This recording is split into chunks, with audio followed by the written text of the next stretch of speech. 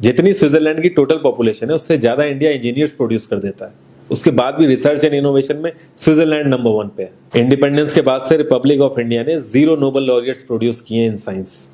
USA ने 100+ कर दिए। ASER की रिपोर्ट के हिसाब से 83% एजुकेटेड इंडियंस एम्प्लॉयबल ही नहीं है।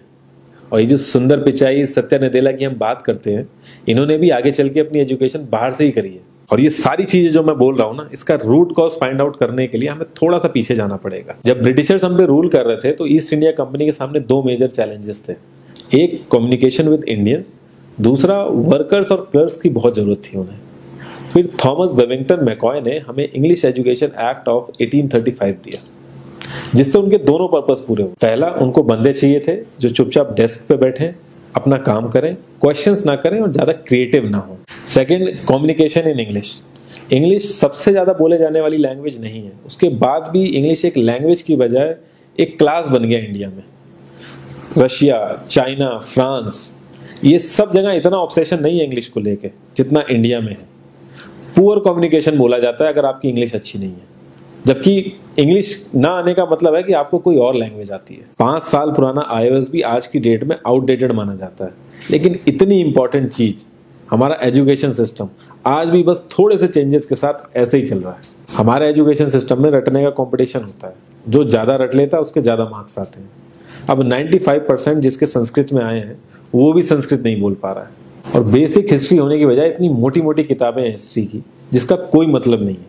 अगर आज की डेट में आपको कुछ भी पता करना, आप गूगल से पता कर लोगे। उसके लिए आपको याद करने की जरूरत नहीं है इतना कुछ। और ये गवर्नमेंट स्कूल में हर क्लास में इंग्लिश का सब्जेक्ट है। 12-12 साल लगाने के बाद भी लोग इंग्लिश नहीं बोल पा रहे हैं। और बिना किसी बुक को पढ़े एक 5 साल का बच्चा सीख लेता है, क्योंकि उसको वैसा एनवायरमेंट मिल जाता है। A+B का whole square is equal to A² + B² + 2AB। इसका रियल लाइफ में क्या यूज है किसी को नहीं पता, न प्रिंसिपल, न टीचर, न बच्चे, बस पढ़ाए चले जा रहे हैं। हो सकता है इसका कुछ मतलब हो, लेकिन आप ट्राई करके देख लेना, किसी को नहीं पता। हाँ, 2AB की जगह अगर आपने 3AB बोल दिया तो 4 लोग हंसने वाले मिल जाएंगे आपके ऊपर। किंडरगार्टन में जो बच्चों को सिखाने के लिए टेक्निक यूज होती है वो लाख गुना अच्छी है कॉलेज की वो रटने वाली टेक्निक से। और जिन बच्चों के बहुत ज्यादा नंबर आते हैं ना, जो वो छुपा छुपा के एग्जाम में लिखते हैं, आप देखोगे जब वो रियल लाइफ में जाते हैं ना तो ज्यादातर क्रम्बल करते हैं वो। हर किसी को सेम सिलेबस और सेम चीज सिखाई जाती है बिना उसकी कैपेबिलिटी देखे। और क्रिएटिविटी का तो दूर दूर तक मतलब नहीं होता। अब एक लाइन से आप शेर, मछली, सांप, हाथी सबको लाइन से खड़ा कर दो और उनसे कहो पेड़ पे चढ़ो, उनको तो जिंदगी भर यही लगेगा ना कि वो तो किसी काबिल ही नहीं है। और द्रोणाचार्य ने भी पांडवों को उनकी स्किल सेट के हिसाब से उनको चीजें सिखाई, सबको एक ही चीज नहीं सिखा दी। और हमारे एजुकेशन सिस्टम में ज्यादा ऑप्शंस भी नहीं है। सबसे ऊपर साइंस, फिर कॉमर्स, और सबसे नीचे जाके कहीं नंबर आता है आर्ट्स का। आर्ट्स लेने वाले को तो लोग इतना हल्के में लेते हैं जैसे वो किसी काम का ही नहीं है। हर माँ बाप को तो इंजीनियर या डॉक्टर ही बनाना है। कॉलेज वाले अगर एक्स्ट्रा कोर्स रख भी देते हैं तो माँ बाप एंट्री नहीं कराएंगे, तो वो सारा पैसा बर्बाद होगा कॉलेज का। तो ऑप्शंस कहाँ से आएंगे? और बचपन से ही आपकी ट्रेनिंग स्टार्ट हो जाती है। माँ बाप, भाई बहन, रिलेटिव सब ये समझाते हैं अगर आपके मार्क्स नहीं आए और जॉब नहीं लगी तो आपकी जिंदगी बेकार। और लाइफ की क्रिएटिविटी को आप रखते हो साइड में, और ये अच्छे मार्क्स और अच्छी जॉब पाना आपका सपना बन जाता है। अब ये सपना पूरा हो जाता है तो बहुत बढ़िया है, दूसरे को जेलस फील कराओगे, नीचा फील कराओगे। और इस छोटी सी उम्र में अगर सपना टूट जाता है तो सेल्फ डाउट में आ जाओगे। इतना बाहर वाले आपको नीचा नहीं समझेंगे जितना आप खुद की नजरों में गिर जाओगे। आप किसी भी 4-5 सक्सेसफुल आदमियों के बारे में सोच के देखिए जिन्हें आप बहुत सक्सेसफुल मानते हो या जिनकी तरह लाइफ आप जीना चाहते हो। मैं ये कह सकता हूं कि वो इस एजुकेशन सिस्टम की वजह से तो सक्सेसफुल नहीं होंगे, चाहे वो जो भी हो। धीरू भाई अंबानी, विराट कोहली, आमिर खान, नरेंद्र मोदी, ये सब हमारे इस करंट एजुकेशन सिस्टम के ट्रैप में नहीं फंसे।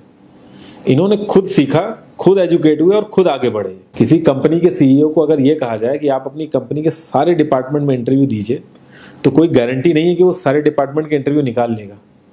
और ये भी हो सकता है कि वो आधे से ज्यादा डिपार्टमेंट के लिए क्वालिफाई ना करे एजुकेशन वाइज, लेकिन वो पूरी कंपनी चला सकता है। तो ये जो एक स्किल है, इसके बारे में बात क्यों नहीं होती? लोग अपनी 25% से ज्यादा जिंदगी इस करंट एजुकेशन सिस्टम में लगा देते हैं ताकि अपने से कम पढ़े लिखे आदमी की कंपनी में जाके उसके सपने पूरे कर सकें। इंडिया का जो करंट एजुकेशन सिस्टम है, अगर वो इतना ही अच्छा है तो जो भी सेलिब्रिटीज हैं, पॉलिटिशियंस हैं, वो अपने बच्चों को बाहर क्यों भेज रहे हैं पढ़ने के लिए? इनफैक्ट पॉलिटिशियंस के साथ तो ऐसा करना चाहिए जिस एरिया से वो जीते हो उसी एरिया के गवर्नमेंट कॉलेज में उनके बच्चों को पढ़ना कंपलसरी हो जाए, तभी वहां के गवर्नमेंट कॉलेज सुधर सकते हैं। 368 प्यून की जॉब के लिए 1.5 लाख ग्रेजुएट और 24,968 पोस्ट ग्रेजुएट ने अप्लाई किया। मैं IAS-PCS की तो बात नहीं करता हूँ, वो तो एक पैशन की बात होती है, लेकिन कुछ लोग 5-5, 6-6 साल से तैयारी कर रहे हैं कि कोई भी गवर्नमेंट जॉब मिल जाए उन्हें। उनसे पूछोगे क्यों ऐसे इतने टाइम से लगे हुए हो, तो वो एक ही चीज़ बोलेंगे कि जॉब सिक्योर है। मतलब आप काम नहीं भी करोगे तो आपको निकाला नहीं जाएगा। ये सारी कामचोरी वाली बातें माइंड में इसीलिए आती हैं क्योंकि हमारा जो करंट एजुकेशन सिस्टम है वो इतना कॉन्फिडेंस ही नहीं देता है कि हम अपनी स्किल के दम पे कहीं जाके काम करें और हमें निकलने का डर ना हो।